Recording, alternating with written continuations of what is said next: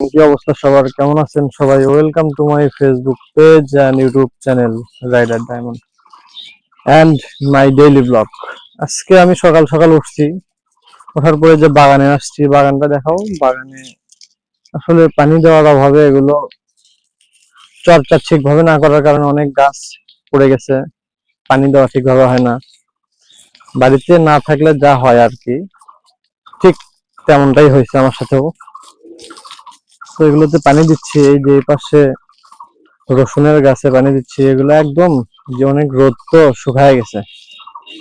এই পাশে পেঁয়াজের গাছে পানি দিলাম, টমেটোর চারা, এই পাশে লাউ আছে, মানে মোটামুটি বলা চলে অনেক কিছুই আছে এখানে, নিজেদের খাওয়ার মতো পরিবেশ আছে আর কি। তো অনেক রোদ, যার কারণে এখানে পানি দিয়ে দিলেও শুকে যায়। রেগুলার একবার করে পানি দেওয়া উচিত, সময়ের কারণে পানি দেওয়া হয় না। ভাবলাম আজকে একটু সকাল সকাল উঠছি যেহেতু পানি দিয়েই ফেলি। আসলে এগুলো প্রাকৃতিক পরিবেশে, এগুলো আসলে ফরমালিন মুক্ত। আমরা এখানে বাগানে যেটাই করব, যেটা খাবো সেটাই কাজে লাগবে। বাজার থেকে কিনলে তো আসলে সেগুলো ফরমালিন মুক্ত থাকে না, বা আমরা দেখতেও পারি না এগুলো ফরমালিন মুক্ত কিনা। তুমি একটু টমেটোর গাছের ফুটেজ গুলো ক্লোজ নাও, টমেটো গুলা, বুঝছো?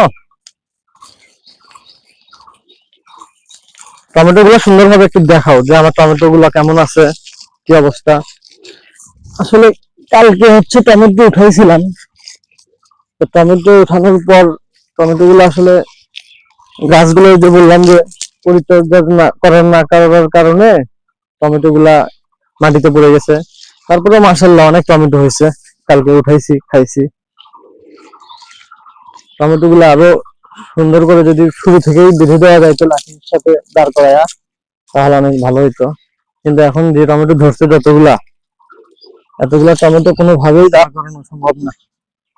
গাছ সহ এই যে যতগুলা টমেটো পড়ছে মাটিতে, এতগুলো টমেটো সহ এই লাঠিগুলোর সাথে দাঁড় করায় দিলে টমেটো গাছ সহ ভেঙে যাবে। যার কারণে মাটিতে আছে, মাটিতেই থাক। অনেক টমেটো এখানে, যে পাকা টমেটো, কাঁচা টমেটো,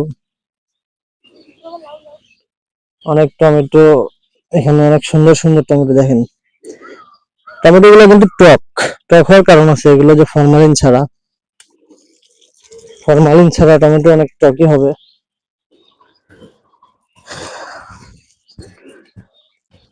পাইপটা সোজা করে দিই, কান্দ। এই যে লাউ দেখেন, আমাদের নবীজির প্রিয় খাবার লাউ। এখানে দুইটা লাউ, তিনটা লাউ ধরছে, ছোট ছোট, খাওয়ার মতো এখনো হয় নাই। এই লাউয়ের সঙ্গে আবার এই যে করলাও আছে, এই যে করলা দেখেন, ছোট ছোট করলা, পাকছে না পচে গেছে বুঝতেছি না। মানে বাগানে আসলে বাবু মিশালি বাগান, সবকিছুই পাওয়া যায়। তবে লাউটা কিন্তু অনেক সুন্দর। এই যে এখানে দেখেন আবার পেঁপের চারা আছে, পেঁপেও ধরছে, পেঁপেও খাওয়া যাবে। এই হচ্ছে বাগানের অবস্থা। আমাদের বাগানে মোটামুটি সবকিছুই আছে। ছাগল আবার আসছে কিছু খাওয়ার জন্য নাকি? ছাগল কার ছাগল?